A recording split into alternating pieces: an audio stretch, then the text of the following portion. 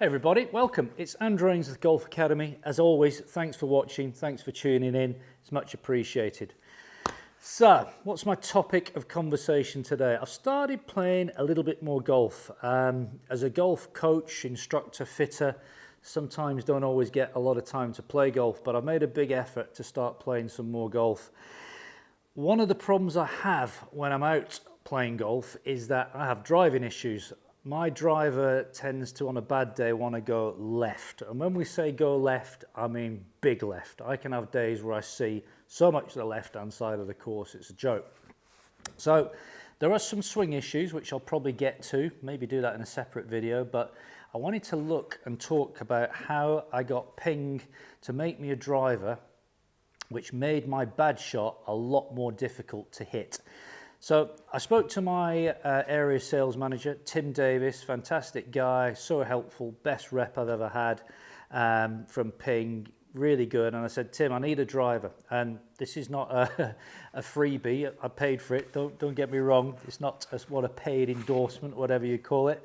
So what Ping did for me is they made me one of the Ping G400s. It's a standard head, give you some close-ups of it, 10.5 degree. What I did is I got them to put in the Tour 65 shaft in X-Flex, 45 inches long with an oversized grip on it, a mid-sized grip. Now, I went on a GC2 the other day. I tested a GC2 with the HMT fitting on there. Maybe in the future I'll be buying one of those, maybe not. Anyway, it gives you a very, very accurate picture of club speed. GC2 on its own is pretty good, but it's a few miles out sometimes. And I was averaging about 105 to 108 miles an hour club speed. So I said to the guy, what do you think about X-Flex? He said, yeah, you could probably use one of those. It might be on a fraction stiff, but it would certainly stop the ball wanting to go left. Basically what happens is when a shaft starts to give in a little bit, a shaft kind of flexes two ways. It bends this way and it also kicks this way. And if a shaft's a little bit too weak, the shaft starts to bow this way, effectively closing the face down a little bit. Combined with my hand action, which sometimes gets a little bit quick, I release the club a little bit early, effectively shutting the club face down. So that's why I went for this mid-sized grip. You can use thicker grips to try and slow down the release of the hands. So this was my idea, 45-inch shaft as well. That's 3/4 of an inch shorter than standard. That's definitely helping me hit the middle of the club more often. A lot of tour guys are using 44.5, 44.75, 45 inches long. Why manufacturers make clubs at 46 inches long, I have no idea, but there we go. That's another story. So that's what I've got. We now need to get out in the hitting area and show you how good the thing is. This is really good. I played at Royal Birkdale Golf Club last Friday, shot the best round of my life round there. First game really for many months, and it was great. I missed one fairway left and it still picked up first cut. So it was a revelation to me. Let's go and hit some balls. Okay folks, over in the hitting area, time to put my new Ping G400 driver to the test. Let's get in there, hit some shots, and I'll tell you a little bit more about it.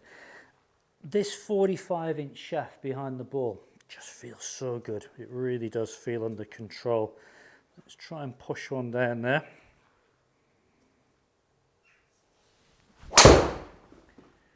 There we go. That's the sort of drive I was hitting all week last week. 3 rounds of golf, only missed one fairway to the left, which for me was, no, 2 actually, thinking about it, which for me is incredible really. Let's have a quick look at those numbers. Bring those up. So what have we got? Got about 102 miles an hour club speed. Remember GC2 without HMT, that's the head measurement technology, doesn't actually get club speed bang on. It kind of guesstimates it to a degree. It's pretty close. I was actually lucky enough to get it on an HMT last week as well. And what that does is it has these little dots on here and it does give you absolutely bang on for head club speed. And I was pushing a driver up to 105, 108. So GC2 without that might just underestimate it a little bit. So 102, although on paper may not be X. Remember, I fitted an X shaft in here to stop me losing this ball to the left. 12-degree launch angle, 11.8 to be precise. 2700 revs of spin. You might think that's a little bit high, excuse me. There is a low spin option on this driver, but I'm quite happy to get a little bit of spin and get that ball up in the air. 252 carry, 9 yards left to centre. That's what I'm loving, just finding more fairways. Let's go again. And you know what it's like, you know, golf is such a game of confidence, isn't it? If you're stood there on the tee and you're kind of expecting to hit fairway, well, you know, you hit it more often, don't you? Nothing worse than standing on the tee and, you know, thinking, where's this one going?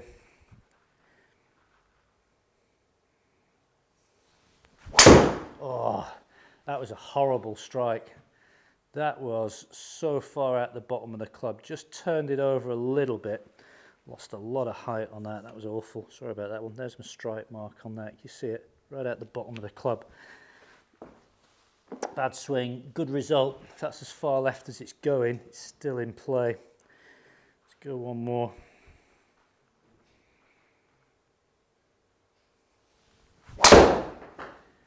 Oh, that's a beauty.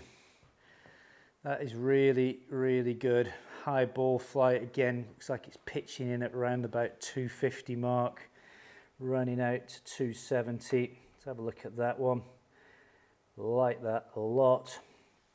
And I could play around with the loft settings on this. I could probably get some loft off this. You know, it's at 10.5, launching at about 13, which isn't bad. 2600 spin, another 250 carry. Strike on that one, a lot better. Strike marks this one up here, so much higher up in the centre of the face. Great driver. So I think the whole point of this video is don't be afraid to try and get the driver set up to suit you. You know, let's take it to the opposite extreme. If you were a guy or a girl who's really suffering with a little bit of a slice, you've tried to make swing changes, but that's difficult. Try, you know, go to one of these drivers like the SF Tech, where there's more weight in the heel, slightly closed club faces, slightly softer shaft to help release that club a little bit more for you. Slightly thinner grip to help your hands get a little bit more active, the complete opposite of what I'm done with this club. So custom fitting these days, it's such a great thing to have at our disposal.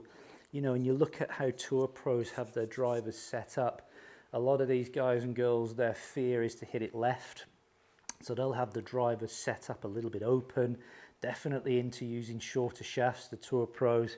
Why oh why do golf manufacturers keep cutting drivers to 46 inches? No idea, wish they wouldn't, but that's another story. Brilliant. So this is my Ping G400 driver. It's getting me hitting fairways. I love it. My confidence off the tee has just gone through the roof.